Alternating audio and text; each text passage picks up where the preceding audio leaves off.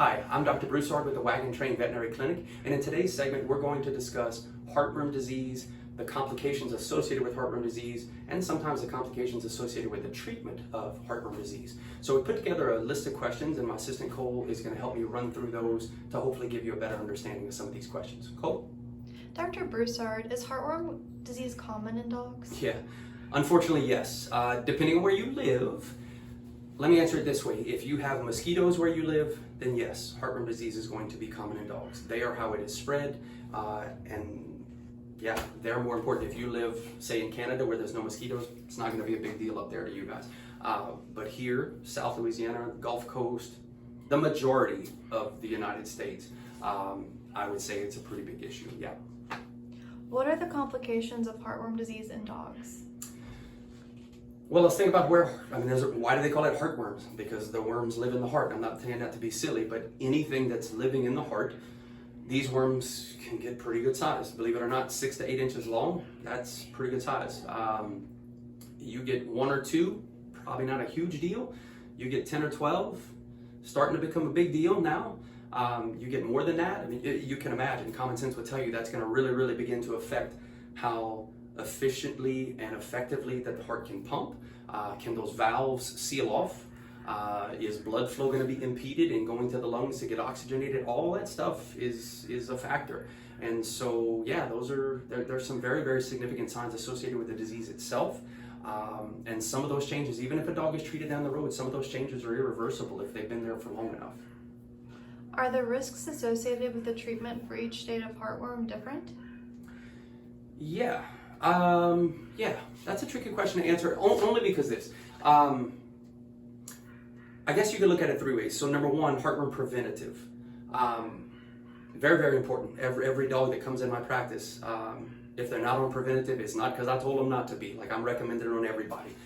Very seldom do I see complications with just preventative, okay? And that kills the infective stage of the heartworm that the mosquito tries to give them. So that part, the risk is not zero, but close.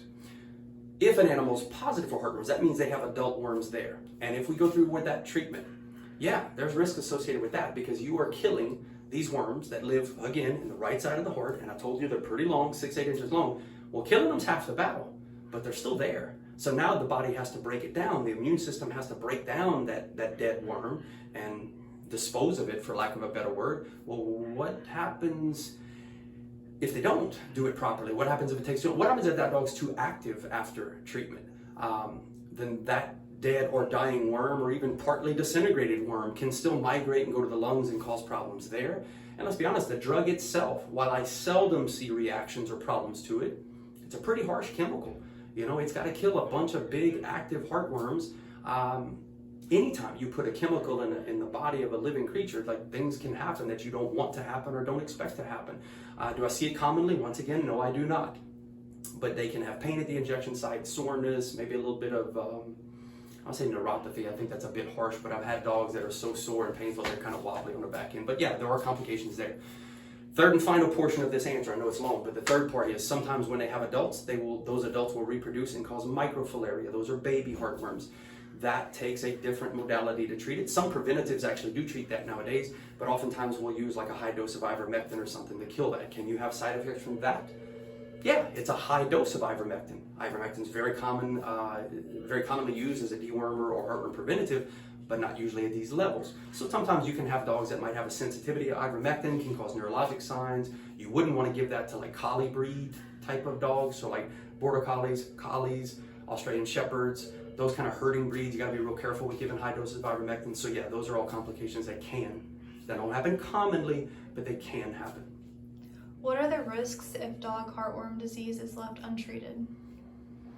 The risks are pretty significant, to be honest with you, because if it's left untreated and if it's left unprevented, I know that's not really the way I would typically word this kind of thing, but if it's untreated completely, dog has it, you don't put them on preventative, you don't treat them, you don't do any of the different modalities out there, it's probably not going to end well for that dog.